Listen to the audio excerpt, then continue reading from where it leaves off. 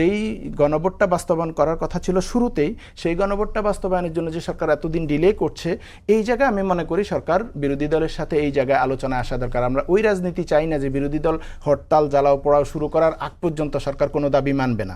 বিরোধী দলের জন্য সেটা রাইট ডিসিশন হবে না ওই রাজনীতিতে আবার ফিরে যাওয়া, এবং বিরোধী দল সেই রাজনীতি করছেও না। আমরা সংসদে দেখছি একটা সৌহার্দ্যপূর্ণ রাজনীতি,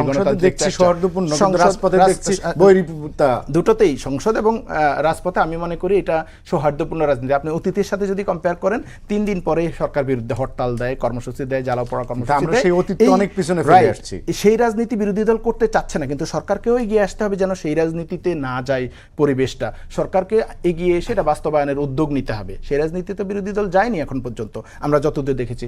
এখন কর্নেল ওলি আহমদ যেটা বলেছেন যে 3 নেতা যদি সিদ্ধান্ত নেয় তাহলে তারা 20-30 লাখ লোক সমাবেশ করতে পারবেন, সরকারের পতন করতে পারবেন, সেই সক্ষমতা তাদের আছে। কিন্তু 3 নেতা তো এই কথা বলে নাই যে আমরা একমত হয়েছি সরকার পতন করবো। সো এইটা হচ্ছে তারা তাদের সক্ষমতার কথা বলছেন, কিন্তু এটা বলেন নাই যে আমরা এক সপ্তাহের মধ্যে সরকার ফেলে দিব। বলছেন আমাদের সেই সক্ষমতা আছে, সরকার যদি আলাপ আলোচনায় না আসে, সরকার যদি মনে করে যে আমরা পুরনো রাজনীতিই করব, তাহলে বিরোধী দল পুরনো রাজনীতি করবে। আসলে কি সক্ষমতা আছে এক সপ্তাহের মধ্যে সরকারকে ফেলে দেয়? না, এই সক্ষমতা তো আপনি কিভাবে বিচার করবেন সেটার উপর নির্ভর করে। এখন জামাত বা এনসিপি বা অন্যান্য বিরোধী দলগুলো দেখেন, বিরোধী দলের সক্ষমতার চেয়ে জনগণের সক্ষমতাটাকে আপনাকে গুরুত্ব দিতে হবে।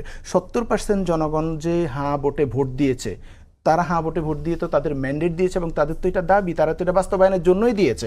তো আপনি যদি জনগণের বিপক্ষে চলে যান, দেখেন বিরোধী দলের কয়জন কর্মী আছে, কয়জন মারামারি করতে পারবে, সরকারের কাছে কত পুলিশ আছে, বাহিনী আছে, সেটার চেয়েও বড় কথা। এটা তো আমরা হাসিনার আমলে দেখছি যে বিরোধী দলের সক্ষমতা নাই, বিএনপি কোনোদিন এটা পারবে না, ওটা পারবে না, কিন্তু শেষ পর্যন্ত হাসিনার কিন্তু রক্ষা হয় না। 17 বছর লাগছে। 17 বছর লাগছে। হ্যাঁ, হতে পারে যে বিএনপি যদি হাসিনার পথে যায়, হয়তো বিএনপির এরকম 17 বছর লাগবে, কিন্তু আমি আশা করব যে বিএনপি সে পথে যাবে না। আমরা সেই কনফিডেন্সটা বিএনপির উপর রাখতে চাই। আমি চাই যে সরকার বিরোধী দলের সাথে আলাপ আলোচনা করে এটার একটা সঠিক সমাধান করবে, কারণ সংবিধান সংশোধন যদি করে এটার সমাধান হবে না। কারণ সংবিধানের মৌলিক কিছু সংস্কার করতে হবে যেগুলো সংসদের অধীনে করা সম্ভব না। যদি করে সংসদে, সেগুলো আবার কোর্টে বাতিল হয়ে যেতে পারে যে কোনো সময়, কারণ মৌলিক স্ট্রাকচারে চেঞ্জ করতে হলে সংস্কার ছাড়া করতে পারবে না। আমি মনে করি বিরোধী দলের এই দাবি জানিয়ে যাওয়া উচিত এবং সরকারের উপর প্রেসার তৈরি করা উচিত নিয়মতান্ত্রিকভাবে।